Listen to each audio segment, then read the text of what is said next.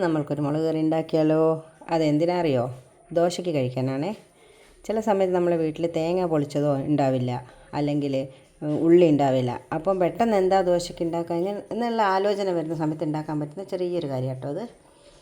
അപ്പം അതിന് വേണ്ട സാധനങ്ങൾ: വെളിച്ചെണ്ണ, വെള്ളം, ഉപ്പ് ലായനി, അതായത് ഉപ്പ് വെള്ളത്തിലിട്ടത്, മുളക് പൊടി, കായപ്പൊടി. ഇനി ഉണ്ടാക്കാൻ നോക്കിയാലോ? അപ്പം കരണ്ടി അടുപ്പത്ത് വെച്ചിട്ടുണ്ട്. അതിലേക്ക് നമുക്ക് വെളിച്ചെണ്ണ ഒഴിക്കാം.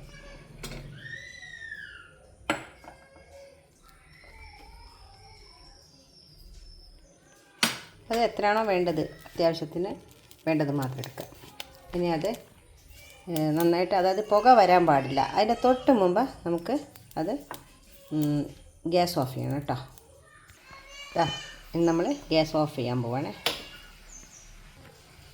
നമ്മൾ അതിലേക്ക് വേണ്ട മുളക് പൊടി ഇടുകയാണ്.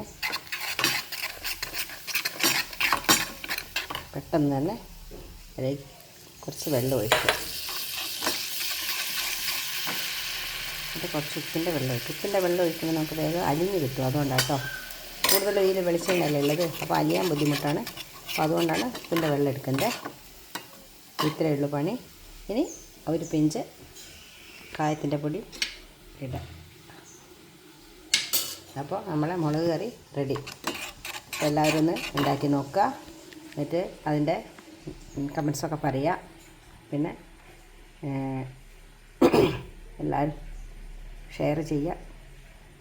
പിന്നെ സബ്സ്ക്രൈബ് എന്തായാലും ചെയ്യുക മറക്കാതെ കേട്ടോ.